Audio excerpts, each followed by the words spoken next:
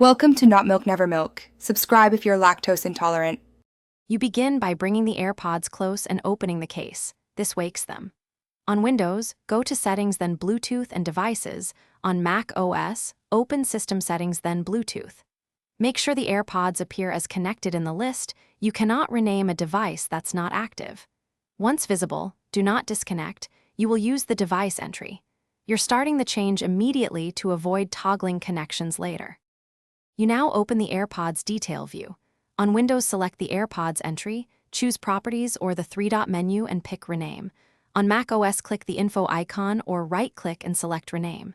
Type the new name and confirm. This writes the name to your laptop's Bluetooth records. Make sure the name is short and unique so other devices show it clearly. Once done, the laptop broadcasts the new name to any paired devices that query it. To finish, disconnect and reconnect the AirPods. Verify the new name is shown in the device list. If the rename did not take, restart Bluetooth on the laptop and try again, or unpair then repair the AirPods to force a fresh record. If the name keeps reverting, realize AirPods firmware can override names. In that case, rename them from an iPhone or update firmware through an Apple device. Make sure to keep AirPods charged while attempting these steps.